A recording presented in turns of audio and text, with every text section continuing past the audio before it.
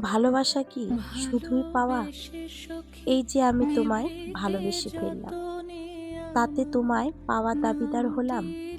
হয়তো না, হয়তো কেন, নাই তো। গোপনে ভালোবেসেছি, গোপনে তোমায় পেয়েছি।